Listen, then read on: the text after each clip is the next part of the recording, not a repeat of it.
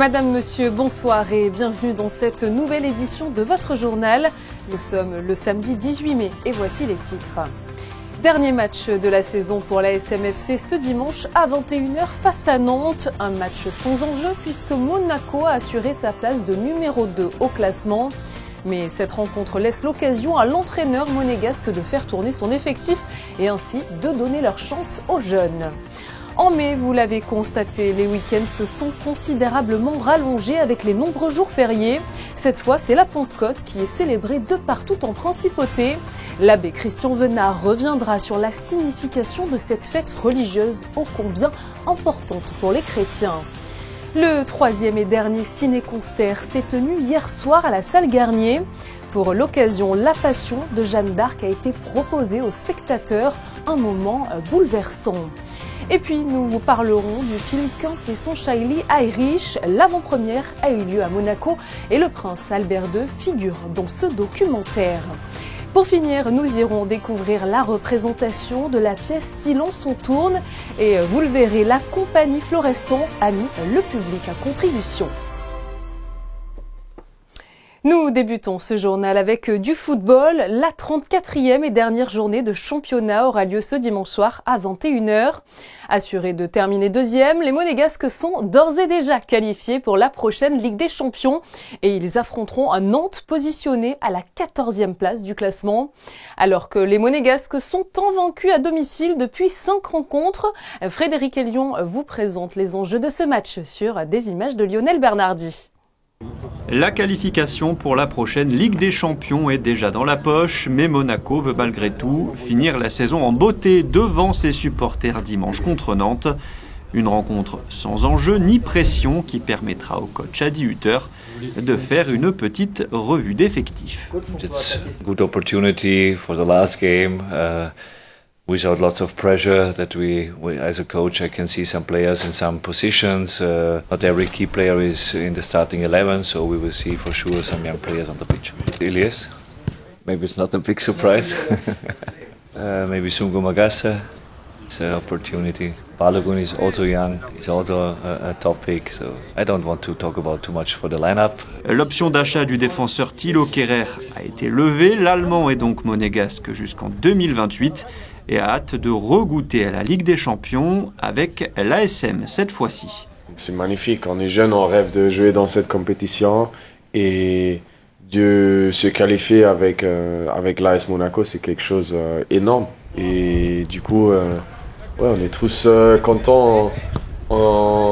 Bien sûr, on a encore un match dimanche contre Nantes et on veut bien finir la saison, mais déjà tout le monde a des imaginations pour la saison prochaine en Ligue des Champions, c'est extraordinaire.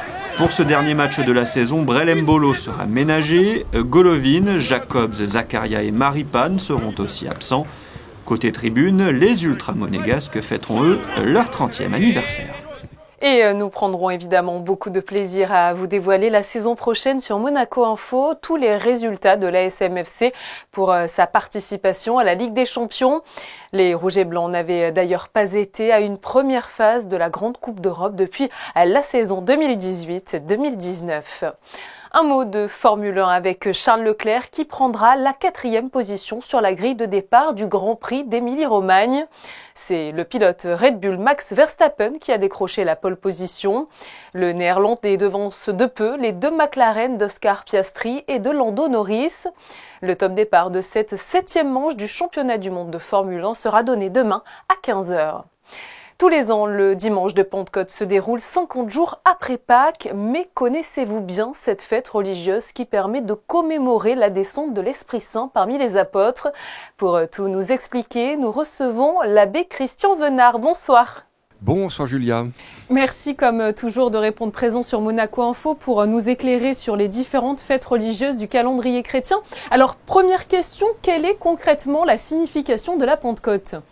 Alors la Pentecôte, c'est une fête chrétienne, 50 jours après Pâques, où Jésus avait promis à ses disciples, quand il les quitte au moment de l'Ascension, qu'on a fêté il y a très peu de temps, le jeudi de l'Ascension, et quand il les quitte, Jésus leur promet de leur envoyer son propre esprit, l'Esprit Saint, pour qu'ils puissent témoigner de lui. Et donc la Pentecôte, alors on connaît la date exacte, si j'ose dire, c'est parce que, tel que ça nous est décrit dans les Actes des Apôtres, c'est au moment de la fête de Shavuot pour les Juifs, qui est une des grandes fêtes liturgiques dans la tradition juive. Et ce jour-là, les apôtres, la Sainte Vierge, sont réunis ensemble dans ce qu'on appelle le Cénacle, la petite maison à Jérusalem où quand même ils avaient pas beaucoup de courage. Ils se disaient, oulala, ils ont tué Jésus, on va être mis en prison. Et là, des langues de feu et un grand coup de tonnerre, les langues de feu viennent sur eux, un grand coup de tonnerre. Et à ce moment-là, ils sont saisis par l'Esprit Saint. Et les mêmes qui, quelques minutes auparavant, avaient un peu peur, vivaient calfeutrés, eh bien sortent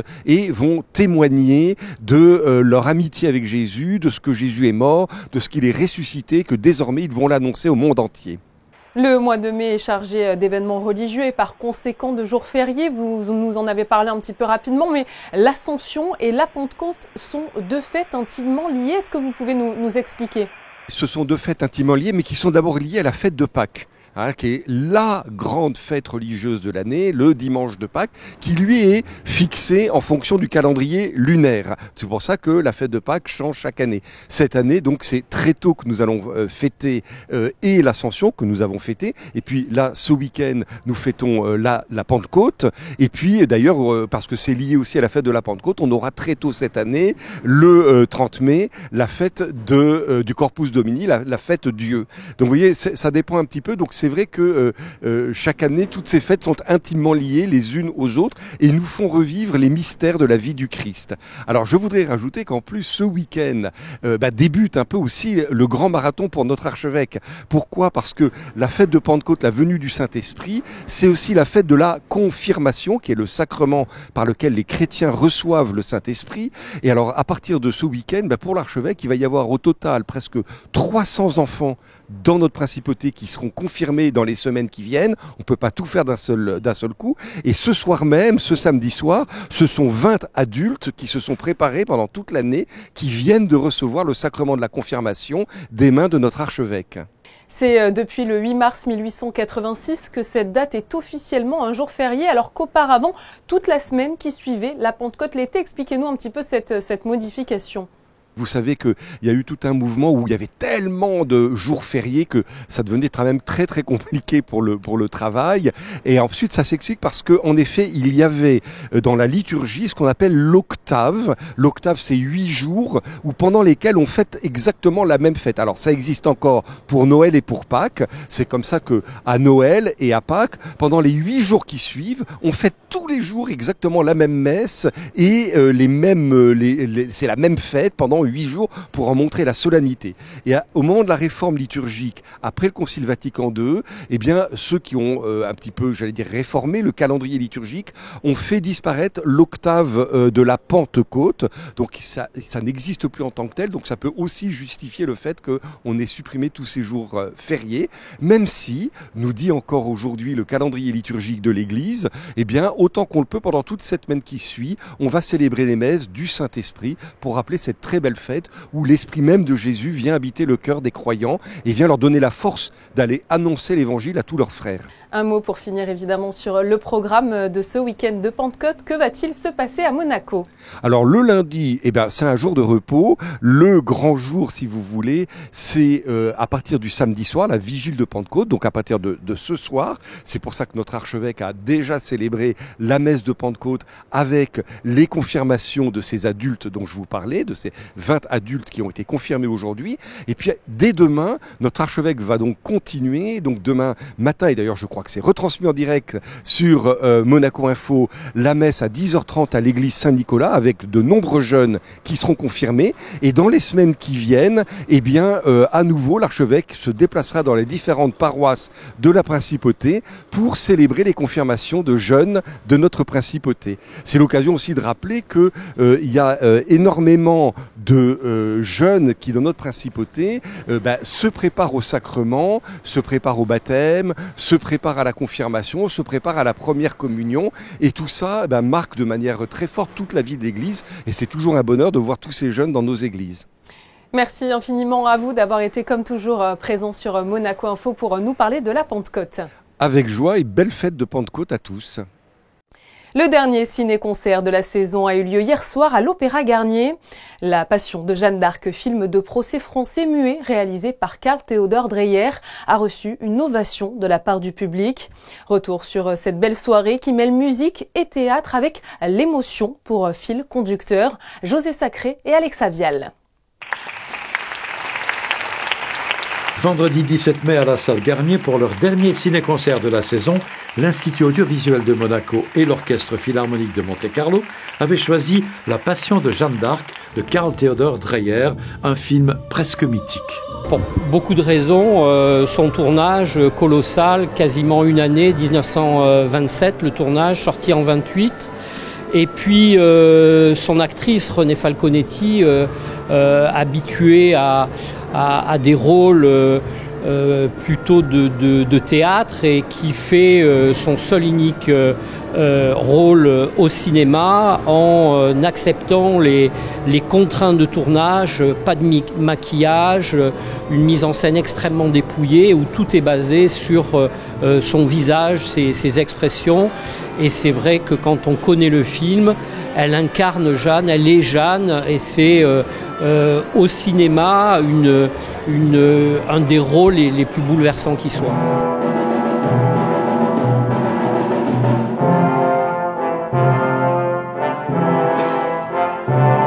La musique originale, composée en 1982 par Ole Schmidt, a été interprétée par l'Orchestre philharmonique de Monte-Carlo, dirigé par le grand spécialiste du genre, Frank Strobel, avec la participation de la soprano Alexandra Samoilidou et le guitariste Philippe Loli. C'est un film dont le négatif a brûlé 2 fois et qu'il a fallu reconstituer. Et donc pendant longtemps, c'est une version tronquée, mutilée qui a été présentée dans les cinémathèques, les ciné-clubs. Et puis en 1980, miracle, on a retrouvé une des 2 copies qui avait été présentée à Copenhague. Donc c'était le montage tel que Dreyer l'avait signé. On l'a retrouvé dans un asile psychiatrique à Oslo. Un directeur un peu timbré peut-être, mais finalement sa question c'était: mais Jeanne, sainte ou folle? Il voulait voir comment cette actrice avait incarné ce personnage. Est-ce que le film a eu des vertus médicales pour les patients? Ça, l'histoire ne le dit pas, mais cette copie, elle réapparaît et c'est évidemment pour le milieu des cinéphiles et des cinémathèques un miracle. Le prochain rendez-vous de l'Institut audiovisuel de Monaco sera le 28 mai pour le tout dernier mardi du cinéma. À cette occasion, vous pourrez voir ou revoir Douleur et gloire de Pedro Almodóvar. Rendez-vous donc pour cela au Théâtre des Variétés à 20h. Cette semaine s'est déroulée l'avant-première du film Quintessentially Irish à la Stelios Philanthropic Foundations. Et sachez que le prince Albert II a participé à ce documentaire irlandais. Anaëlle Marquez et Camille Caloni ont rencontré Franck Magnon, le réalisateur. Because we filmed in Monaco, at the Palace of Monaco and also the Princess Grace Irish Library, there was no other place to want to premiere this film than here in Monaco tonight. Quintessentially Irish is a valentine to everything great in Irish. And we made it for not just the 6 million people who live on the island of Ireland, but for also the diaspora, the 82 million people around the world who claim Irish heritage. From President Biden, we filmed in the White House in Washington on St. Patrick's Day, and also here in Monaco at the Palace of Monaco, we had the great privilege of filming with Prince Albert II, who's very proud of his Irish heritage on both sides of the family. Et à savoir que le film n'est pas encore disponible en France et à Monaco. Il le sera l'année prochaine aux alentours de la Saint-Patrick le 17 mars. Vous pourrez alors le découvrir à la télévision ou sur les plateformes de streaming. Nous les avions suivis en répétition il y a plusieurs jours. La compagnie Florestan jouait jeudi et vendredi soir sa pièce Silence on tourne. Une œuvre écrite avec une particularité car le public joue un rôle très important dans le bon déroulé de la comédie. Justin Hadel et Jean-Alexandre Dordet ont suivi l'une des représentations. Reportage. Allez, au boulot, il va pas se faire tout seul le film. C'est au Théâtre des Variétés que la compagnie Florestan présente 2 jours de suite sa pièce intitulée « Silence, on tourne ». Le tournage un peu spécial d'une scène de film dans un théâtre. Une pièce dans laquelle le public installé confortablement dans les fauteuils se retrouve à jouer un véritable rôle. C'est une pièce interactive entre les comédiens et le public qui a été très difficile à mettre en scène et à jouer. Parce qu'il y a plein de rebondissements, il y a un jeu d'acteur qui est exceptionnel et les comédiens qu'on a ce soir sur scène, ils sont extraordinaires. Parfaitement joué, Silence on tourne permet de passer des messages. La pièce révèle surtout une face cachée du cinéma, entre querelles amoureuses, professionnelles et des individus mêlés à des conflits d'intérêts. Bref, tout est raconté avec humour. Alors autant vous dire tout de suite, vous êtes là pour 7 ou 8 heures à peu près. Hein. Peut-être un petit peu plus, on prend du retard. Hein. Mais ne vous inquiétez pas, il y aura une pause pipi toutes les 4 heures. Moi, ça tourne. Pour les comédiens, c'est un véritable plaisir de participer à une pièce comme celle-ci. Ce que j'aime dans cette pièce, c'est vraiment l'interaction avec le public, le fait que ça virevolte tout le temps, c'est tout le temps en action.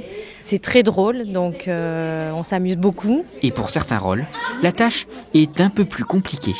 Tous les comédiens sont importants, mais c'est vrai que moi, j'interagis, je m'occupe des personnes, je suis à la fois machiniste, je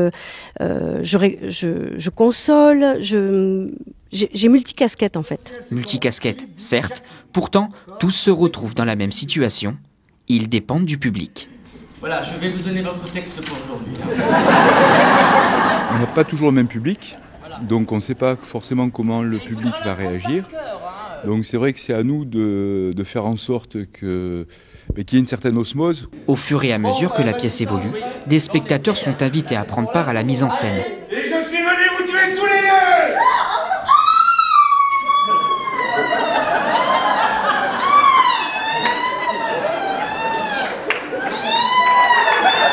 Un relationnel permettant aussi de se lâcher complètement le temps d'une soirée.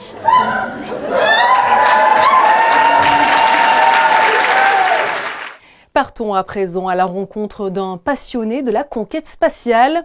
Alan Hofer a seulement 17 ans, mais il a déjà la tête dans les étoiles. Le jeune lycéen compte à son actif la construction et le lancement de plusieurs fusées. Il a même fondé le premier club expérimental en principauté. C'est depuis sa chambre transformée en atelier que la magie opère. Son portrait est signé Alban Gingembre et Camille Caloni. Tout commence en 2019. Alan rencontre Buzz Aldrin, le 2e homme à avoir marché sur la Lune. C'est là que le déclic est arrivé. Je voulais faire partie de l'exploration spatiale. Alan se met à tout apprendre et de la théorie, il passe à la pratique. Il construit une première fusée qui lui permet d'obtenir une certification pour ses lancements. C'est vraiment un travail de manuel, un travail de patience, un travail de persévérance. Parce que des fois, je reste jusqu'à 2-3 heures du matin à travailler. Je dis, mais qu'est-ce que je fais là ? Et au final, on se rend compte qu'on a fini, on lance la fusée, ça marche. Et là, c'est le plus beau moment de tous. Après, j'ai lancé Daedalus, une fusée plus lourde. C'était vraiment pour confirmer la première fusée. Et après, il y a eu Hercules. J'ai fait vraiment un bond en technologie.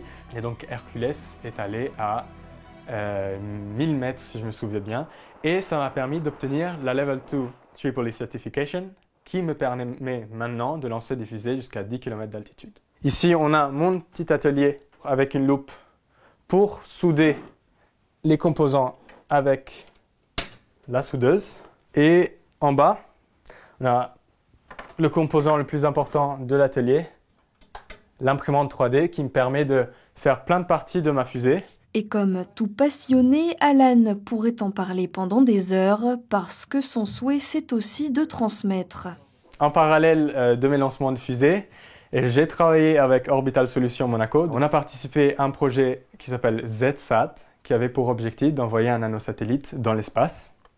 Et un projet qui nous a amené aussi à Dubaï, à l'exposition universelle 2022, où j'ai pu faire un discours devant une école de jeunes filles qui étaient passionnés par l'espace. Donc pour moi, ce qui est important, c'est de se rendre compte qu'il y a beaucoup de gens passionnés autour de nous.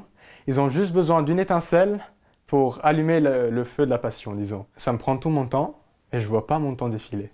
Derrière cette passion, un objectif, envoyer l'homme sur Mars. En attendant, Alan travaille déjà sur un nouveau modèle de fusée, un projet de taille qui reste secret pour le moment. Ce vendredi 17 mai, le cluster Yachting Monaco a rassemblé une centaine de professionnels du yachting ainsi qu'une flotte de yachts à l'occasion de l'Open Days 2024. Et sachez que le 10 juin prochain, les membres du cluster Yachting Monaco se réuniront de nouveau afin de célébrer les 10 ans de l'association.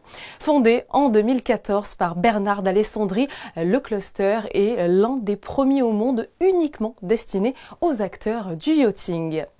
Alors que vous êtes nombreux à vouloir profiter de ce long week-end de Pentecôte pour vous reposer au soleil, faisons le point sur vos prévisions météo de ce dimanche 19 mai. Bonsoir à vous, Théo Schumer. Bonsoir Julia, bonsoir à tous. Oui, un long week-end de Pentecôte, mais avec un temps un peu mitigé. C'est demain matin que vous pourrez profiter du soleil en principauté parce que les nuages seront de retour l'après-midi et ça n'ira pas en s'arrangeant jusqu'à lundi. Côté température, on sera sur des moyennes de saison avec 16 degrés en matinée et jusqu'à 21 l'après-midi. La température de l'eau sera quant à elle à 20 degrés. Demain, nous souhaiterons une bonne fête à nos amis les Yves. Pour refermer ce journal, notre photographe Manuel Vitali vous emmène à un atelier graffiti. Il a été organisé ce samedi matin à l'occasion de la fête des mères. Les enfants résidents ou scolarisés de la principauté de 7 à 15 ans ont ainsi pu laisser libre cours à leur imagination dans la salle à Fabrica. Alors attention, si vous voyez vos enfants sur ces images, fermez les yeux pour garder l'effet de surprise le jour J. C'est la fin de cette édition du samedi 18 mai. Merci comme chaque soir pour votre fidélité. Je vous dis évidemment à demain sur Monaco Info. Très belle soirée sur notre antenne.